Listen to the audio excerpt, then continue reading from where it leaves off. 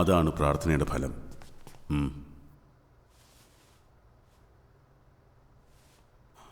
Please.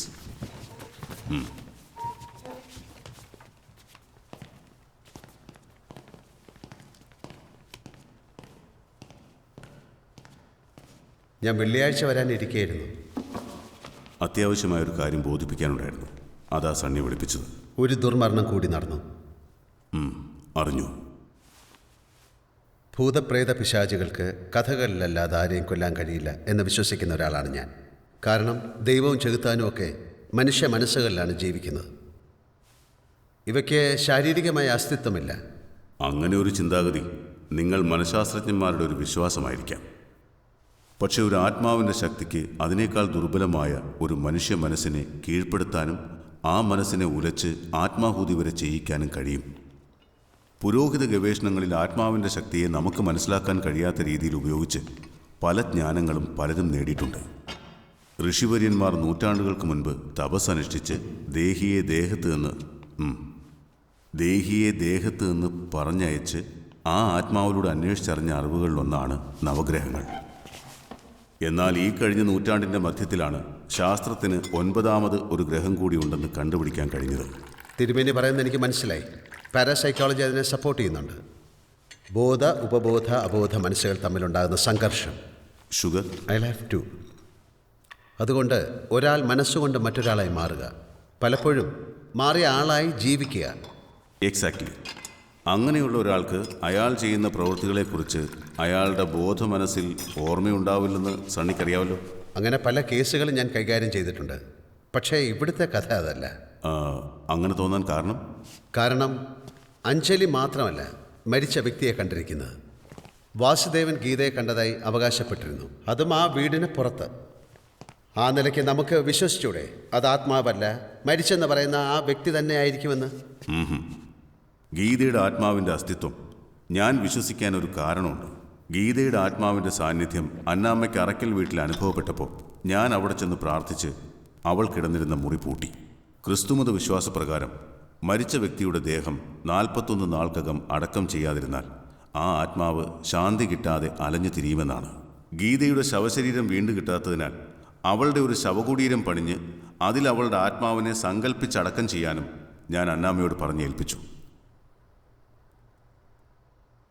പിന്നീട് ഞാൻ അന്നാമ്മയെ കണ്ടപ്പോൾ ഞാൻ പറഞ്ഞതെല്ലാം അവർ ചെയ്തുവെന്നും അതിനുശേഷം ആ ആത്മാവ് അടങ്ങിയെന്നുമാണ് അവർ എന്നോട് പറഞ്ഞത്. ഞാൻ പറയുന്നതൊക്കെ മണ്ടത്തരമാണെന്ന് തോന്നുന്നുണ്ടോ? താൻ തൻ്റെ ശാസ്ത്രത്തെ പോലെ എൻ്റെ വിശ്വാസങ്ങളെ മാനിക്കുക. എങ്കിൽ വരൂ, മനസ്സിൽ തോന്നിയ ചില കാര്യങ്ങൾ കൂടി പറയാം. സണ്ണി, ഈ വെളുത്തവാവിന് മുൻപ് 2 ദുർമരണം കൂടി ഞാനവിടെ കാണുന്നുണ്ട്. കൃത്യമായി പറഞ്ഞാൽ ഈ വരുന്ന 30-ാം തീയതി, അതായത് അവരുടെ വിവാഹ ദിവസം. എങ്ങനെ അതിനെ തടയണമെന്ന് എനിക്കറിയില്ല. പക്ഷേ തൻ്റെ മേൽ എനിക്കൊരു വിശ്വാസം തോന്നുന്നു.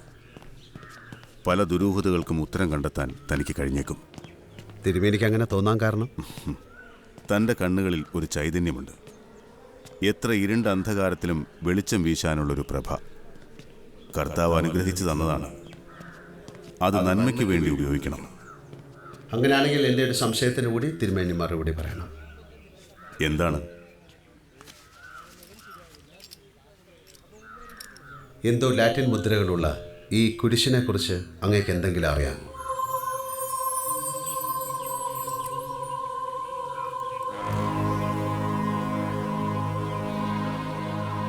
അറിയാം. വെനി ദൊമിനെ യേശു, കർത്താവിന് സ്വാഗതം. അതാണിത്. പക്ഷേ എൻ്റെ കയ്യിൽ മാത്രമുള്ള ഈ കുരിശ് നിങ്ങൾക്കെങ്ങനെ കിട്ടി?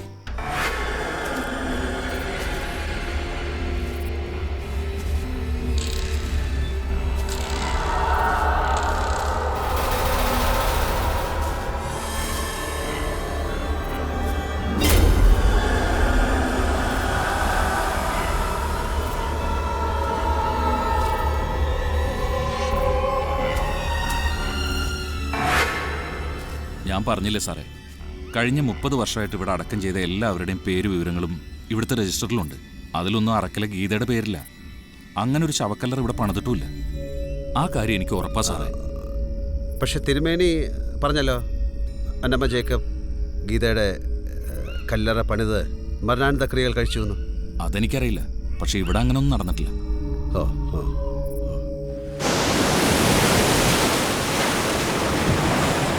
എന്തോ എവിടെയോ നഷ്ടപ്പെട്ടു അല്ലേ? അല്ല, ഇവിടെ ഇങ്ങനെ എന്തോ ഓർത്ത് ഒറ്റയ്ക്ക് നിൽക്കുന്ന കണ്ട് ചോദിച്ചാ. ഡോക്ടർ എന്താ ഈ നേരത്ത് ഇവിടെ? അല്ല, ഇവിടെ നടക്കുന്ന പലതും കൂട്ടിയും കുറച്ചുമൊക്കെ നോക്കിയപ്പോൾ ചില സംശയങ്ങൾ ബാക്കി. കദളിക്കാട്ട് തിരുമേനി പറഞ്ഞിരുന്നു മരിച്ച ഗീതയെ സങ്കല്പിച്ച് എവിടെയോ ഒരു ശവകുടീരം പണിതിട്ടുണ്ടെന്ന്. തമ്പിക്ക് അറിയാമായിരിക്കുമല്ലോ അതെവിടാണെന്ന്. എനിക്കറിയില്ല. അതൊക്കെ ഞാൻ ഇവിടുന്ന് പോയതിന് ശേഷം. കള്ളം.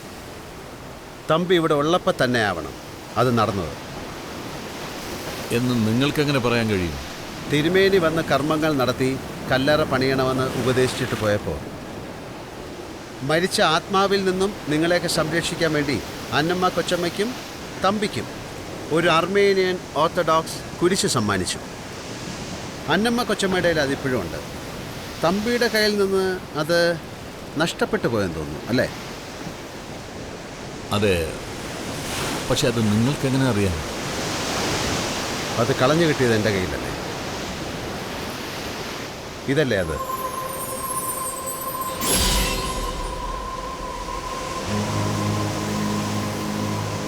ഇതെവിടെ വെച്ചാണ് കളഞ്ഞു പോയെന്ന് ഓർമ്മയുണ്ടോ?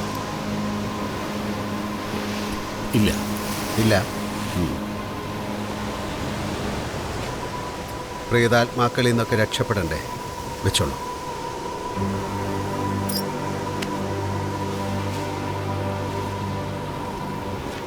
പക്ഷെ ഒന്നോർക്കണം, ദൈവികമാണത്.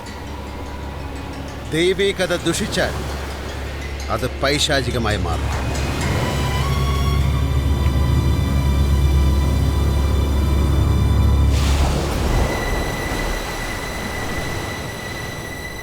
തമ്പിച്ചായ,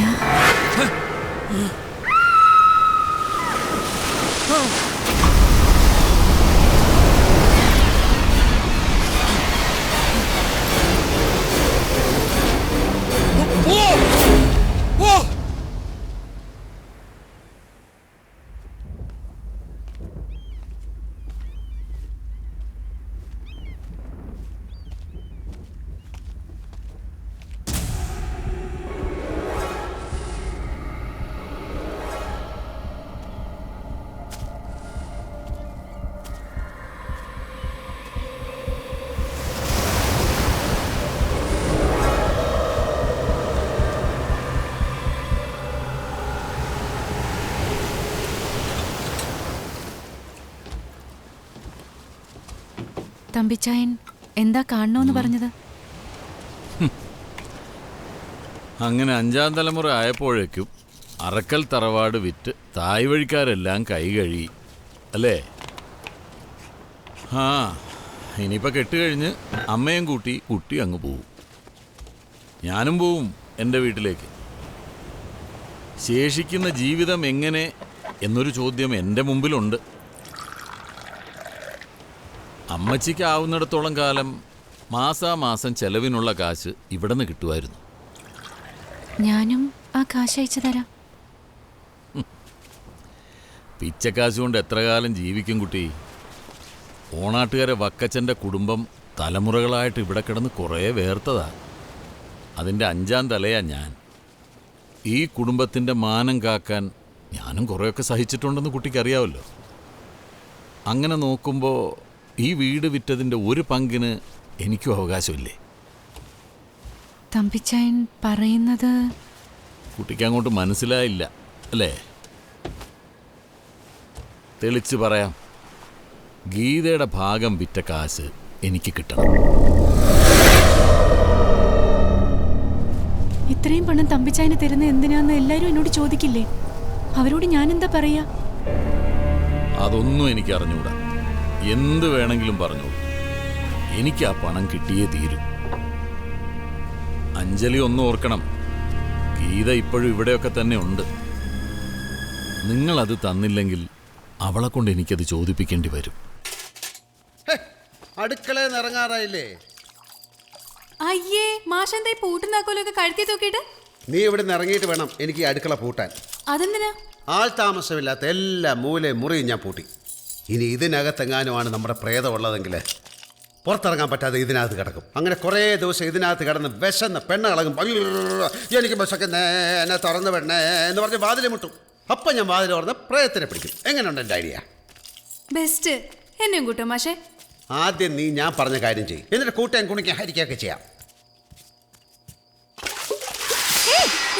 കണ്ടില്ല, സോറി സോറി സോറി. നമ്മുടെ തങ്കപ്പണ്ണന്റെ മോളല്ലേ, ബോധമില്ല പൊക്കണമില്ല. ഇങ്ങോട്ട് ഇറങ്ങുവച്ചേ, ഇറങ്ങാൻ.